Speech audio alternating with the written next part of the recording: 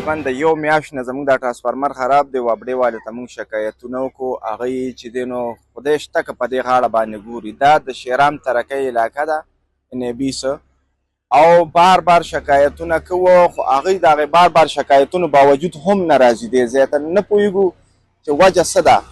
د دې نه مخکې موږ پیسې راټولې کړې او د دې نو د دې ګاونډ کې خلک غریبانان خلک دي، هغوی پیسې راټولې کړي او دا ټرانسفارمر چې دی نو دوی پې سم کړه ځان له.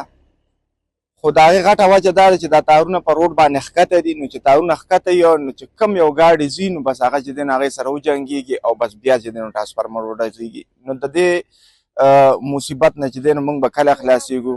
نو د خدای دپاره راشئ دې خلکو باندې رحم وکړئ. موږ باندې خو هسې هم چې دی نو راټیټه ده، کله یو عذاب کله بل عذاب، خو دا وابډې والا دا عذاب په موږ باندې د ټول نه غټ عذاب دی.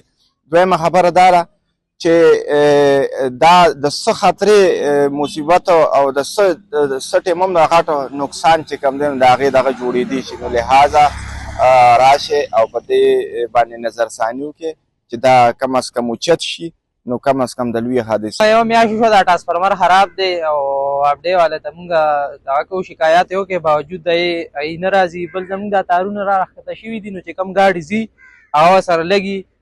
مونږ خو پیسې دی نه مخکې راجمع کړې، ټرانسفارمر مونږ سم کړو په خپلو پیسو باندې او دا تارونه ښکته دي. نو چې کوم ګاډي ځي هغه تارونو سره لګي، نو ټرانسفارمر بیا مونږ ته ډزېدلی دی. نو دا اپډې والا ته زمونږ دا درخواست دی. یو میاشت شوه زمونږ دا ټرانسفارمر خراب شوی دی او اپډې والا یو قسم نه راځي، تارونه ټول ښکته پراته دي او دا یو بل سره جنګ دي. مونږ د حکومت دا مطالبه ده چې راشي زمونږ دا ټرانسفارمر سم کړي.